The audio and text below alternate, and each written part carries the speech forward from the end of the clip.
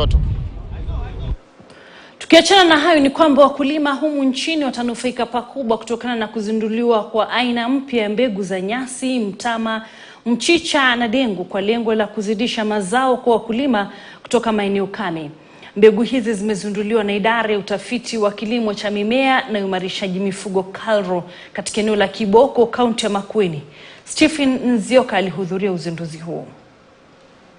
Kwa mujibu wa mkurugenzi Patrick Katelo kutoka idara ya kilimo, mabadiliko ya hali ya anga huathiri pakubwa uzalishaji na tija katika kilimo.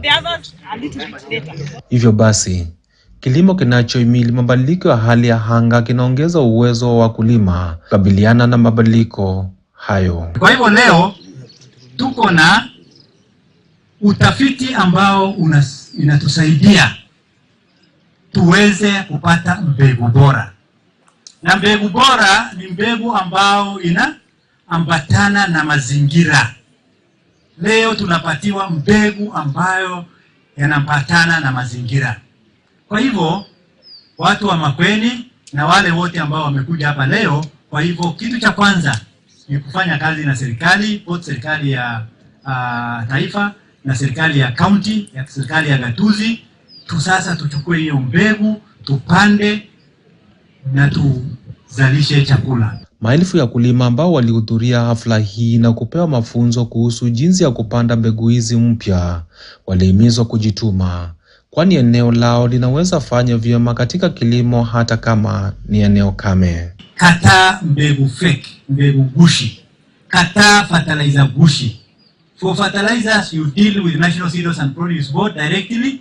Na kuna wakora ambao wanakuja mara kwa mara kutu, they always try to make money out of ignorance. And hawa tuchunge hawa, na kama tunajua kuna mtu anauza fake seeds. Tulipot wapi? Kwa? Unaona county commissioner amekuja na security team.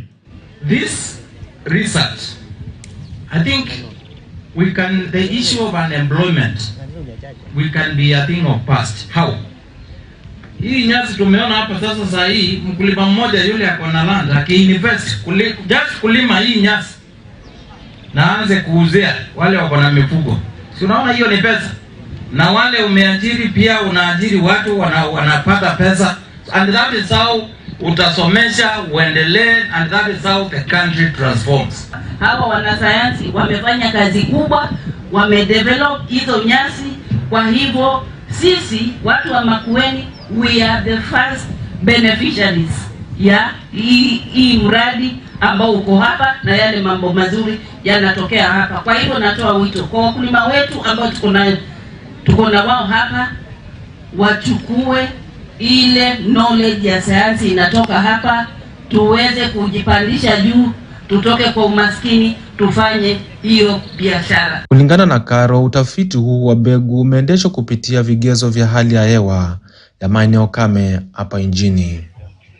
Utafiti huu utasaidia kupunguza hasara ambayo wakulima hukadiria kwa kupanda mbegu zisizoendana na hali ya anga ya maeneo yao. Stephen Nzioka, KTN.